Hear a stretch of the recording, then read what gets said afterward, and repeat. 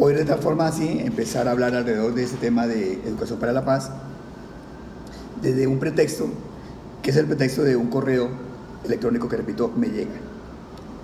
El correo aparece con fecha 3 de abril del 2018, 11:54.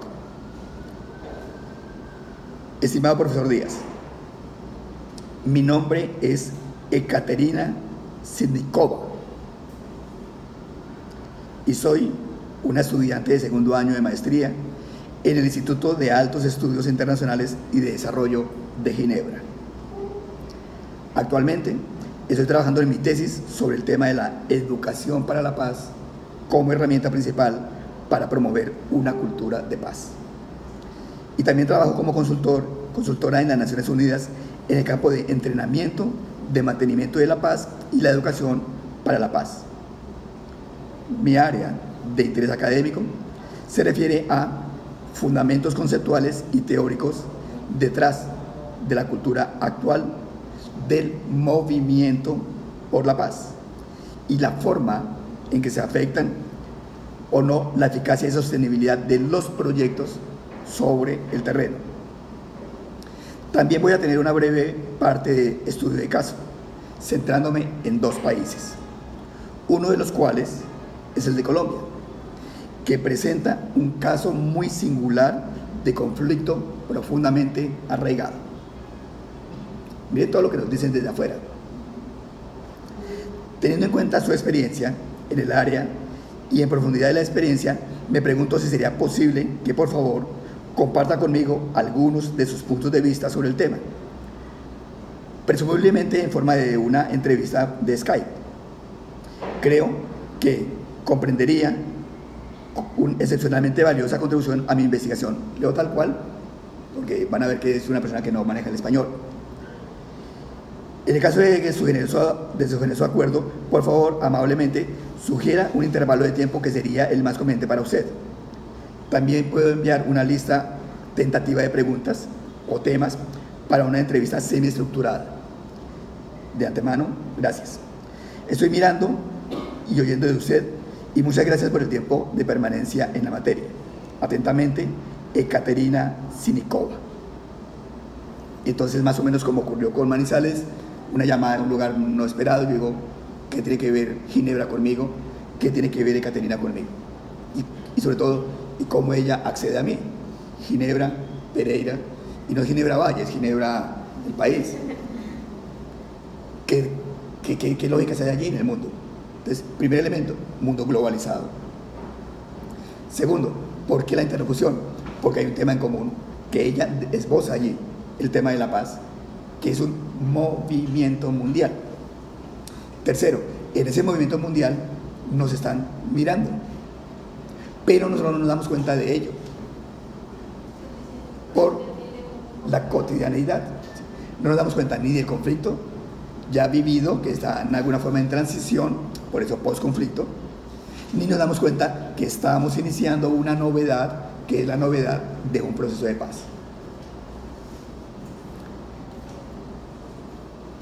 Yo le respondo y lo primero que le digo a ella es muchas gracias por la comunicación, claro que podemos llegar a intercambiar opiniones y claro que podríamos hacer la entrevista, pero me gustaría además de eso que me contara cómo supo de mí y cómo me contactó. Además le advierto que podemos hacer la entrevista, pero que hay una dificultad y es que yo no sé hablar inglés, por lo tanto tendríamos una dificultad, pero que si ella sabe hablar español, como deduzco de su email, pues sí está solucionado el problema. Entonces, a partir de eso le digo, me gustaría saber cómo accede a mí. Entonces me dice, porque aquí en Ginebra está estudiando la misma maestría que estoy haciendo una colega que es de Pereira. De tal forma que cuando yo le dije que iba a ir a Colombia a hacer mi trabajo de campo, le pedí ayuda y ella dijo, yo le voy a averiguar. Y ella, que se llama Juliana, averiguó con otra persona y esa persona le dijo, sí, aquí en Pereira hay una cosa que se llama Red de Investigadores en Paz, Conflicto y Derechos Humanos del Eje Cafetero. Y lo coordina a alguien llamado Álvaro Díaz. Entonces, contáctenlo a él. Entonces, Juliana, por esa información que le dio a alguien a quien no conozco, le dio la información a Ekaterina y Ekaterina me contactó. Y Caterina dice, vamos a tener un problema en la comunicación, y es que yo no sé español. Yo soy rusa, dice ella, uno le deducía por el nombre. Soy rusa, hablo ruso, hablo italiano, hablo francés, pero no hablo español. Ese texto que le mandé es porque me lo ayudó a traducir mi amiga Pereira, quien también me tradujo su nuevo correo. ¿Qué hay allí? Multiculturalismo, polilingüismo, porque ni siquiera es bilingüismo, polilingüismo de ellas. Porque además la colega de Pereira, a quien no conozco, pero busqué por internet y entenderé mal que bien se encuentran rasgos. Esta colega de Pereira es una joven, como ustedes, estudió en un colegio que se llama ya el Liceo Francés, por lo tanto aprendió el francés. Tan pronto terminó el bachillerato, se fue a Francia a hacer su carrera profesional. Terminada su carrera profesional en París 2, se pudo hacer la maestría, y terminada la maestría se fue a Ginebra a profundizar en los estudios alrededor del tema que ella propone allí. Y ella, la amiga pereirana, sabe español, sabe inglés, sabe francés, sabe alemán y algo de portugués. Y yo, aparentemente reconociendo un tema, diciéndole, no sé hablar inglés. ¿Sí? Pero porque soy de otra época. Claro, se podría hacer un poco de disculpa, que no puede ser disculpa. Pero demuestra también que los momentos cambian. Ustedes son de otro momento. Por lo tanto, ustedes deben saber, lo deduzco, mínimo 2 idiomas, cuando no seguramente 3. Y si no, entonces la invitación es que deben mirar que el escenario es globalizado, multicultural, y que hay que buscar maneras de comprendernos con otros. Por fortuna igual existen las tecnologías que ayudan en ello. Desde allí, entonces yo le digo a ella que me comente un poco de ese aspecto. Ya les he comentado un poco lo que ella me dijo, pero les voy a leer textualmente. Desde el 5 de abril, sobre la base de un correo donde yo le pregunto cómo llegó a mí, de que son rápidos los correos, el 5 de abril ella responde: gracias por su amable respuesta. Yo le había planteado que podíamos hacer un video en vez del escrito para que ella lo oyera. El video me parece muy buena opción. Estoy segura de que será de gran ayuda para mi tesis. Mi amiga pereirana se llama Juanita Uribe. Estudia conmigo la maestría aquí, en Ginebra. Ella fue quien amablemente me dio su contacto. La profesora Liliana Soler le comentó sobre la red de Universidades por la Paz. Luego ella buscó en internet quién estaba involucrado en el programa, y así fue como encontró que usted lideraba la red de investigadores en paz, conflicto y derechos humanos del eje cafetero. Por eso les decía, les voy a contar un chismecito. Es un chisme. Le agradezco nuevamente su interés y su buena disposición, y quedo atenta a responder cualquier inquietud o duda que tenga sobre mi proyecto de investigación.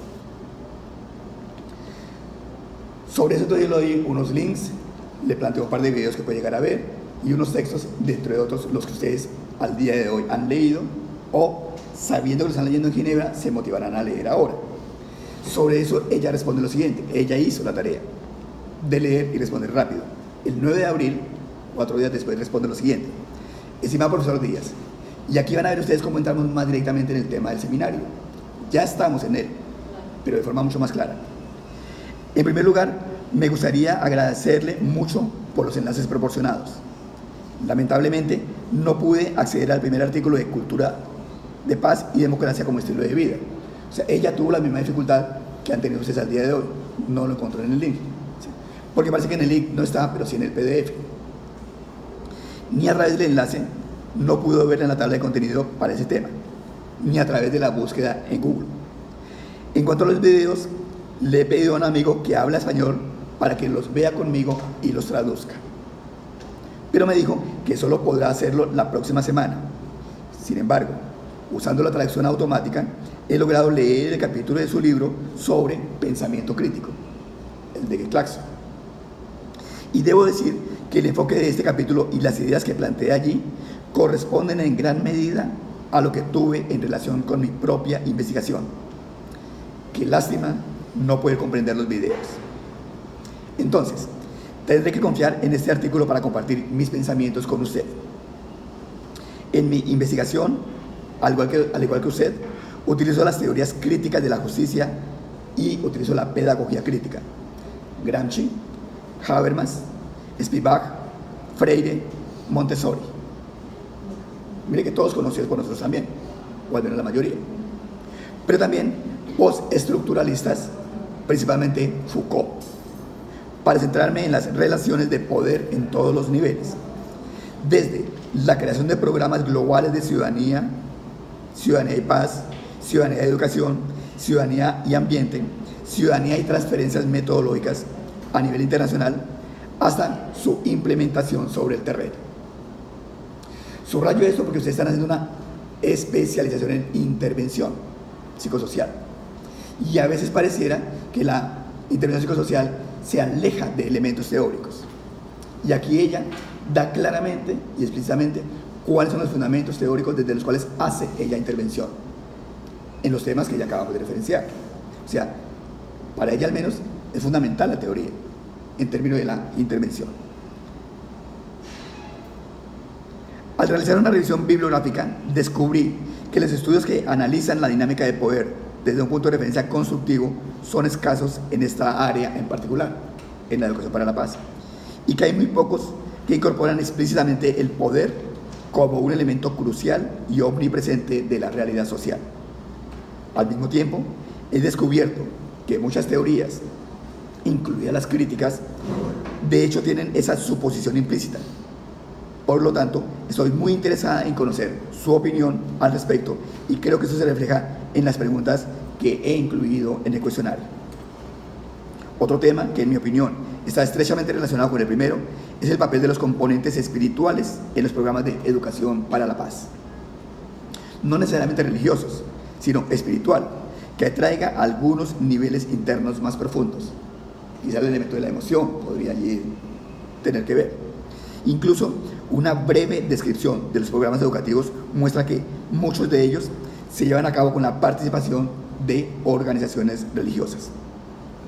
¿Cómo explicaría esta relación y tiene algún efecto en el éxito de los programas? Sería muy interesante escuchar su perspectiva. Entonces, compartiendo todos los argumentos que usted plantea sobre la educación para la paz y el pensamiento crítico en su video, le pido que por favor amplíe más los puntos mencionados, tanto en general como con referencia a el contexto colombiano. Solo, en el caso de su interés, me gustaría compartir con usted información sobre el proyecto que mi organización, el Instituto de las Naciones Unidas para la Formación Profesional e Investigaciones UNITAR, también trabajo allí mientras estudio, ha estado implementando en Colombia en colaboración con organizaciones locales. Y coloca un link para ver ello. Todo comenzó como un programa especial para niños exsoldados, pero ahora se ha expandido para abarcar también a las escuelas públicas. Yo imagino que cuando dice niños exsoldados se les refiere a niños excombatientes, ¿sí? Por esa categoría de niños exsoldados en la realidad no existe aquí en Colombia.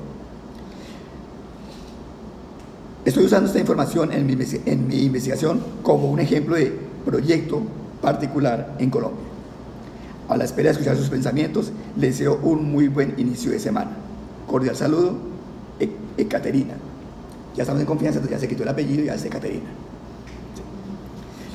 Mire primero que ella se toma un tiempo para escribir, se tomó un tiempo para leer seguramente, pareciera que leyó en la traducción de Google y que además logra mirar el video y entender algunas cosas.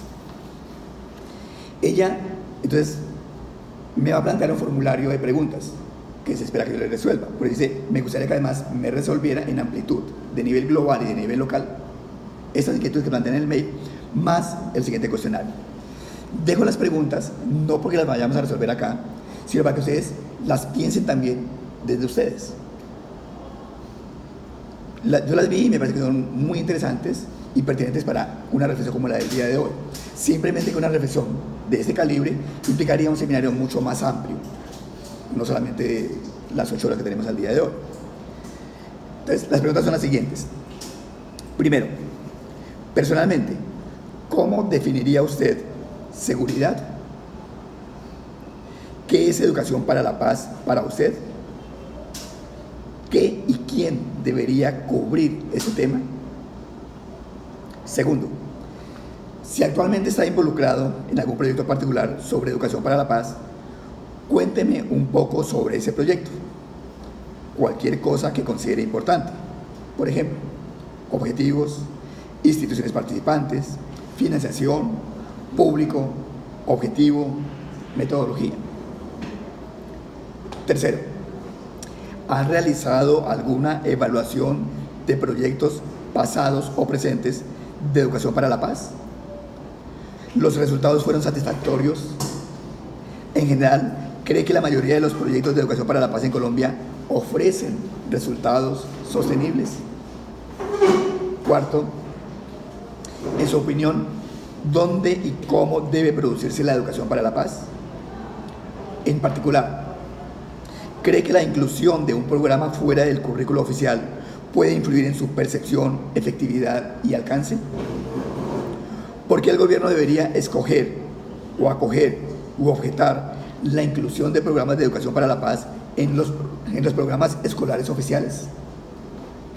Quinto, ¿cuál debería ser el papel del docente o el facilitador en ese tipo de programas? Es decir, ¿cuál debería ser el papel de los interventores psicosociales en ese tipo de programas? Esa es muy directa para ustedes. Sexto, transferencia metodológica. ¿Cree usted que los actuales programas internacionales de paz, ciudadanía global, educación ambiental, están suficientemente adaptados a los contextos locales? ¿Quién debería llevar a cabo esa adaptación? Octavo, espiritualidad. En su opinión, ¿cuál es o debería ser el papel de los componentes espirituales en los programas educativos de este tipo? ¿Cuál es el papel de la religión? Sección 2. Cultura de paz. Pregunta 1. ¿Conoce usted acerca del movimiento global para lograr una cultura de paz liderado por Naciones Unidas? ¿Conoce algún programa nacional sobre cultura de paz en Colombia o cualquier actividad relacionada que sea iniciativa de instituciones internacionales o nacionales? ¿Cree que se puede lograr una cultura de paz absoluta? ¿Cree que actualmente existe una cultura de violencia en nuestra sociedad, tanto a nivel nacional como global? En caso afirmativo, ¿es necesario reconocerlo? ¿Cómo debería integrarse este conocimiento a los programas educativos? Y hasta allí termina sus cuestionarios nuestra